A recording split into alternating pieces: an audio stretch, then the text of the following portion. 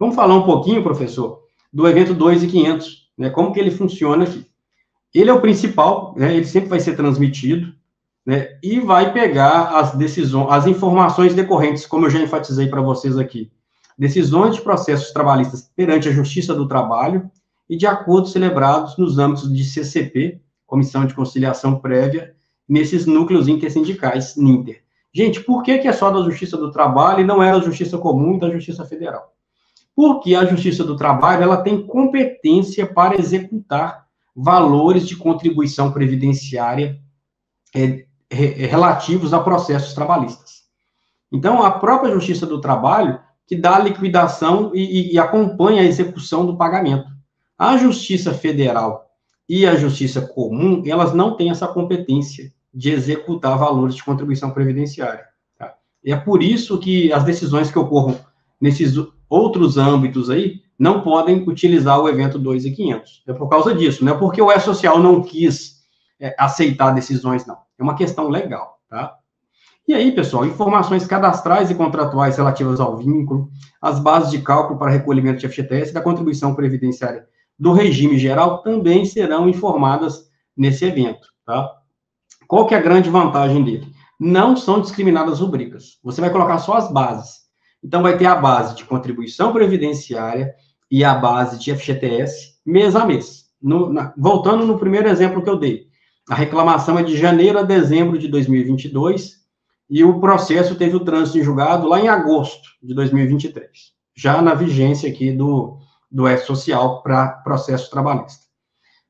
Mês a mês, em cada um desses 12 meses reclamados, a empresa vai colocar só a base final.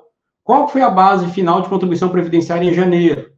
R$300. De FGTS, R$300. Em fevereiro, 300. Mesmo que esses R$300 se refiram a horas extras, adicional noturno, reflexo de DSR, tá? Ela não coloca rubrica por rubrica, ela coloca só a base final. Então, dá uma simplificada muito boa, né? E esse evento, pessoal, ele vai ser utilizado pelo responsável solidário ou subsidiário também. O que é isso? Teve uma decisão, é muita informação, né, pessoal? Mas, resumidamente, o que é isso?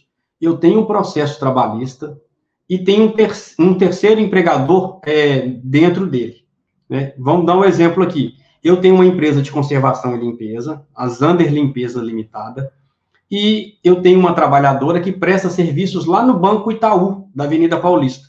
Ela faz serviço de conservação e limpeza dentro de uma agência da Avenida Paulista do Banco Itaú.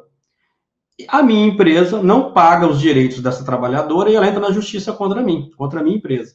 E ela também leva ao processo o Banco Itaú, porque ela presta serviços dentro do Itaú. E dentro desse processo, eu sou condenado, só que eu não pago. Ou eu sumo do processo e não compareço ao processo, ou mesmo comparecendo, eu não cumpro a determinação do juiz, né? O que vai acontecer? O juiz vai falar, olha, tem algum responsável solidário subsidiário aqui? Ah, tem sim. Nesse caso, tem o Banco Itaú, porque a trabalhadora prestava serviços dentro da agência do Itaú. E aí o juiz determina, Itaú, já que a empresa Zander não pagou, cabe a você fazer o pagamento dessa trabalhadora, porque era sua responsabilidade fiscalizar se a empresa Zander Conservação e Limpeza estava pagando todos os direitos da trabalhadora. E aí o próprio Itaú vai mandar um evento da minha trabalhadora via evento 2.500. É um pouco complexo, mas é assim que vai ser. Normalmente, o responsável por declarar esse evento no E-Social é aquele que efetua o pagamento ao trabalhador.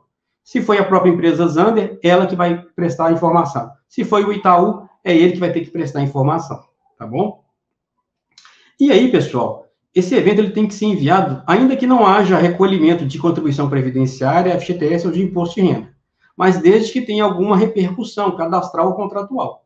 Se a empresa ganhou o processo, não teve que pagar nada ao trabalhador ou alterar nenhuma informação em sua CTPS, não há que se falar em transmitir o evento 2.500, porque não tem nada que alterar ou atualizar na base de dados do governo, tá? Agora, se houve uma alteração de cargo, mesmo que não tenha nenhuma alteração de valores a recolher, a empresa vai ter que mandar o evento 2.500, tá?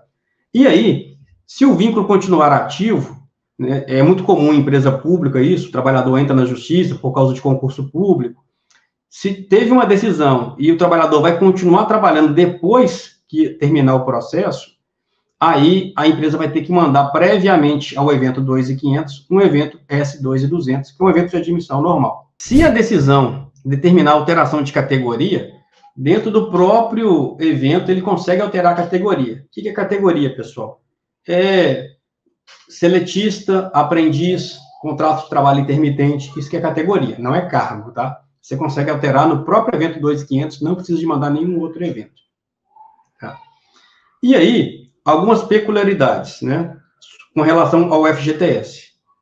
Tem uma nova normatização do FGTS, que foi definida pela Secretaria de Inspeção do Trabalho em setembro do ano passado, depois que já foi publicado esse layout. E aí tem alguns campos que, apesar de existirem no layout do processo 2.500, eles não devem ser informados nesse evento. Tem uma orientação no Manual de Orientação do E-Social, porque lá considerava alguns valores que eram pagos de FGTS diretamente ao trabalhador. E a CIT já bateu o martelo, né, o Ministério do Trabalho, que não podem ser pagos os valores direto ao trabalhador. A gente sabe que na prática isso acontece, é o que mais acontece, né? Paga valores de FGTS direto ao trabalhador sem passar pela conta dele. Mas no entendimento do Ministério do Trabalho, isso não pode acontecer. Então, esses campos eles vão ser revistos. Quando sair uma nova versão do layout, eles vão ser excluídos. Então, a orientação é não preenchê-los agora. E aí, pessoal, tem 6 tipos de contratos que eu informo hoje para diferenciar como que ocorreu aquela reclamatória trabalhista. Tá? Basicamente, eu vou tratar se houve uma alteração de admissão ou de desligamento dentro do processo, ou se houve um reconhecimento de vínculo. Então, o tipo 1 é quando o trabalhador entra na justiça e não tem nenhuma alteração, nem na data de admissão, nem na data de desligamento. Tá? Não acontece nenhum dos dois. O que vai acontecer? Ele vai selecionar o tipo 1. O tipo 2 é quando tem um processo trabalhista e, dentro desse processo trabalhista, tem a determinação para mudar a data de admissão. A data de admissão que a empresa colocou no E-Social era 15 de abril de 2022 e a decisão falou que a data correta é 1º de fevereiro de 2022. Então, é o tipo 2. Já o tipo 3, ele vai tratar especificamente quando houver mudança na data de desligamento. Tá? Houve mudança na data de desligamento, eu vou colocar o tipo 3. O tipo 4 é quando nós temos tanto uma alteração de data de admissão quanto data de desligamento dentro do processo. Tá?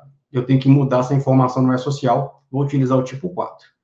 E o tipo 5 é o tipo mais complexo que tem, tá? É quando há um reconhecimento do vínculo dentro do processo trabalhista. Aquele trabalhador não estava no E-Social, não existia matrícula para ele e nenhuma informação. Então, todas as informações do trabalhador, eu vou informar no 2.500. Eu vou mandar dentro dele dados de admissão, vou mandar todas as remunerações do período reclamado e vou mandar também o desligamento, sem precisar de reabrir folhas ou de mandar outros eventos separados. Essa é a grande vantagem do 2.500. Eu não preciso de ficar mexendo nos demais eventos do E-Social. Eu não tenho que reabrir folha, eu não tenho que mandar o S.1.200 mês a mês. Eu vou fazer a admissão no próprio 2.500, vou mandar todas as remunerações discutidas no processo mês a mês dentro do 2.500 e a informação de desligamento também no evento 2.500. Então, isso simplifica e facilita muito a vida do empregador, para não ter que ficar reabrindo e editando folhas lá para trás. Né? E o tipo 6 é um caso bem específico, quando tratar de trabalhador sem vínculo de emprego, tá? E o processo não versar sobre um vínculo formal de emprego. Ele vai utilizar esse.